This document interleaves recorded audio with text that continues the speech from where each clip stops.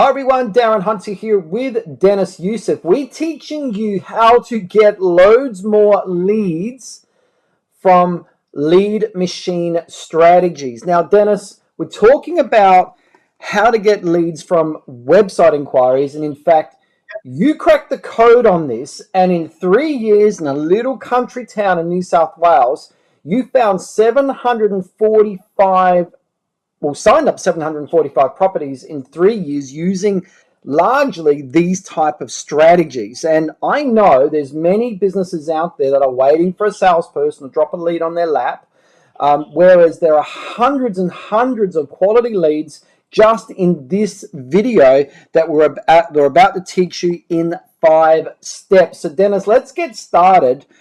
Let's just talk about the big why on this strategy. Well, it's easy, Darren, and this particular strategy, Darren, is where it all started. This was the very first step that I took when the commencement of the investor support service. So basically, the website inquiry is where that you should be monitoring as a BDM. If you're wanting to monitor those leads that are coming into your business, Darren, website inquiries is one of them, because a lot of people that are putting an inquiry on a web portal, so where the salesperson has got their property listed for sale, so the inquiry is coming in, there's investors looking to buy those properties, not just someone looking to move into the home. That is why you need to be looking at them. So we've got right now, in most real estate agencies that are selling properties, there are inquiries coming in from property investors looking for their next investment property that will be needing a property manager at some stage. That's what we're talking about, isn't it, Deniz? So let's just give everyone a quick background story on how you stumbled across this strategy and realizing the gold mine that you had. Well, Darren, it was a great stumble, actually. So I was doing BDM and leasing for a period of time when I was first commencing as the BDM for Integrity Real Estate. So I was also watching all of the leasing inquiries coming in. Obviously, my priority was new business. Now, I remember I turned up to work one morning. I think it was a Monday morning, and I saw all of these inquiries that were coming in. And I've just gone, oh my goodness, what's going on? So many people looking at properties. And I started making phone calls. And these people were saying, I'm not interested in renting, I'm looking at buying it. So for some reason, every single realestate.com.au inquiry, whether it was sales or property management, was hitting my email inbox. So, Darren, I started to look at all of the comments because I needed to differentiate, is this a tenant or is this a purchaser? And I noticed that in the inquiries, I was like, oh my goodness, these people, they're potential investors as well. So it was a pure accident. Not sure if it was our real estate server or if it was REA that had caused the issue, but I was getting all of these inquiries and I was excited. Everyone, before we get into the 5 steps, what we're doing here is traditionally in property management is that a salesperson sells a property to a property investor, and hopefully that lead, that name, that phone number of the person that has just signed a contract now comes over to the property management department, and then the BDM or the property manager would then make a call, introduce themselves, and that's traditionally how a lot of rent rolls have grown from the sales division. What we're saying here is that you can now be in contact with a property investor way before they settle on any property, and you establish trust with them, serve their needs, be an advisor or a counselor to them, give them rental appraisals, but just connect with them, build that trust, so when they do eventually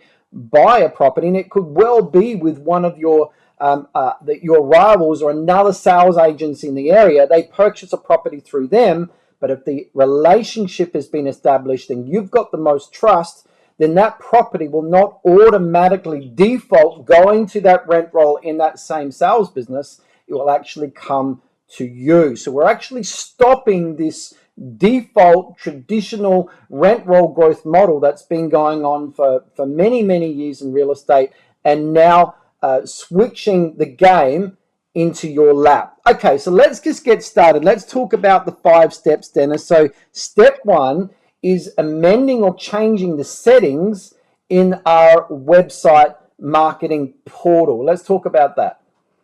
Well, sales agents will no doubt be, putting the properties for sale on certain portals online. There's realestate.com.au, there's domain.com.au. You've got websites in New Zealand as well, like, no doubt realestate.co.nz, and you've got realestate.com in America, so depending on your country, the sales agent has to upload photos, they have to upload the description, and they need to tell that website where the website has to send the information. So they've got to put their email address in the back of it.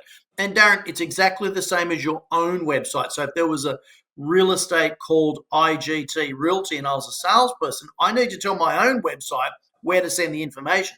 So you go into the back end of the portals, of all the portals, and you look where the sales agents have put their email address, and you simply put your BDM, or the property manager who's looking to grow the business, or where you want to start collecting the those leads, and you add your email in there, so you start to receive every single inquiry of those sales that are coming.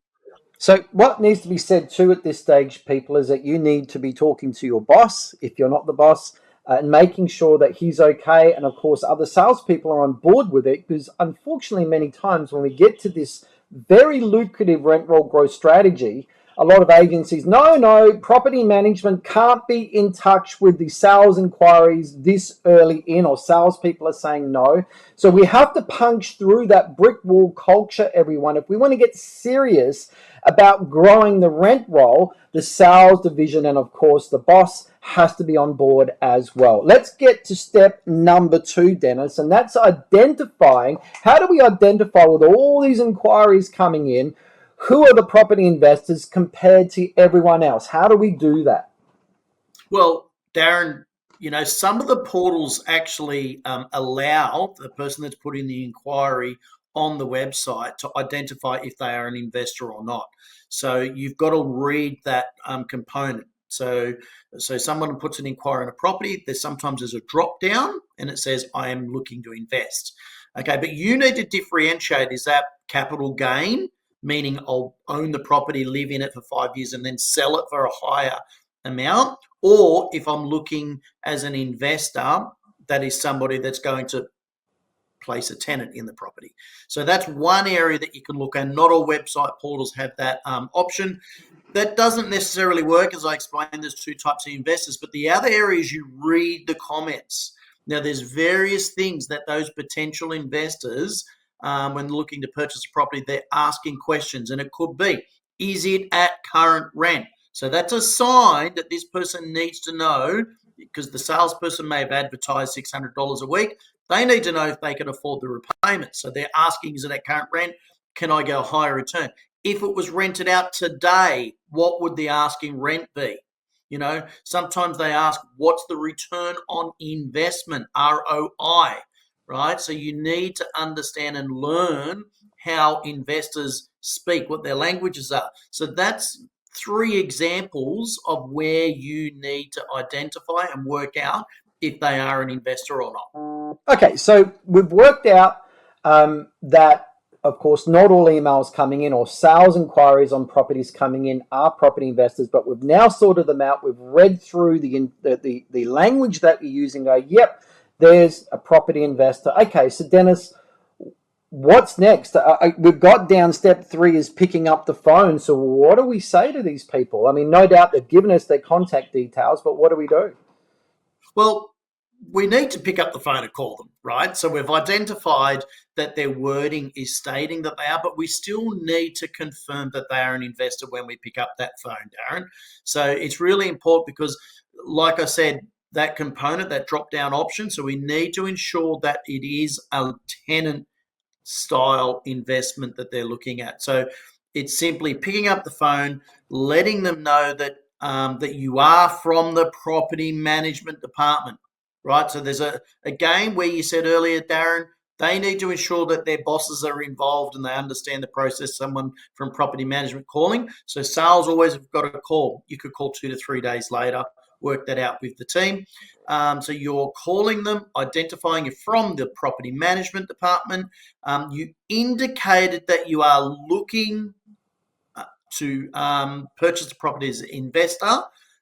That's where I can help. I'm from the investor support service of IGT Realty. So Yep. identifying again and confirming that they are an investor. Okay, so step 4, what are the services that we can offer? What are we doing from here? Because we're not managing the property yet. So what are we actually doing? Well, this is where it's amazing, because that same phone call that you're making, that's where you need to sell your services now from the property management department and let them know the benefits of them staying in contact with you, Darren. So, hi, my name is Dennis. I'm from the investor support service of IGT Realty. You did indicate, Darren, that you are looking to purchase an investment property. Is that correct? Darren's going to say yes or no, have a banana. If he does say yes, then I say, fantastic. As I mentioned, I'm from the property management department. My job is to help investors ascertain what the exact rent return is going to be on that property. I can even help give advice on how you can achieve a higher return, attract better quality tenants, because I'm dealing with statistics and data of what tenants are looking for. And Darren, it doesn't matter who you purchase from. I'm happy to help out regardless of agency you're dealing with. So you've got to identify that you can help them returns, you can help what higher returns they could get, what types of property are ideal for tenants, and it doesn't matter who they buy off. We're here to happy to help. So you then add, have you looked at other properties? Because I can send you relevant information for that as well. So you're catching the attention of them, right? So I guess asking them, just send me a link of the property as well. If you saw it on realestate.com.au or trademe.co.nz, meaning what sort of portal it was, they can email you that link and you can get back to them very quickly on your rental appraisal, what you believe that property will rent for in the current market. Okay, so step 5, Dennis, adding to the database or their follow-up mechanism. Let's talk about that. Well, you put the hammer on the nail by, getting them to email you some information. So, Darren, just simply email me any properties that you're looking to purchase, because I'll be able to then give you the returns, etc., etc. And you then let them know, I'll then email you back all of the relevant information for those properties. I'll also add you to my database, because I can then share with you other properties that I feel would be ideal for you. So you're adding them to your database. But again, why are you going to add them to database? And you've got to let them know, because you can invite them to investor evenings. You can share other information that's good for them, whether it's an educational video or an article that can help them, what tenants are looking for, latest stats, etc. So, they've got to see the benefit of why they want to be added to it. Because no doubt they're getting a lot of salespeople reaching out to them as well. But you're not trying to sell them something. You're trying to help them in buying the best property. So there's a difference. So they're more likely to be open, or they are more likely. They're not more likely, they are, because it does happen. Okay, so well done. And again, everyone, this is probably one of the most lucrative strategies that once you put into place. I remember Dennis talking with Julie Collins when she put this into place with your coaching in her rent roll. They were getting in at least 10 new property listings for the property management business each and every month. And this is so common with what we've heard with the people that have implemented. However, if you want the coaching on this, we invite you to join us with what we've called our lead machine system. So just go to leadmachinesystem.com. You can see the 5 modules that we put into place to work with you to make this happen in your businesses, particularly if you want to grow your rent roll, or even get better fees, get more fee income and so forth. Now, also, So go to leadmachinesystem.com. But if you want to chat directly with us, just book directly into Dennis's diary at leadmachinechat.com. That just puts you directly in so you can make a time and then book into a Zoom appointment with Dennis. So Dennis, great session here again. Such an important lead generation strategy. We'll see everyone in the next video. Take care, everyone.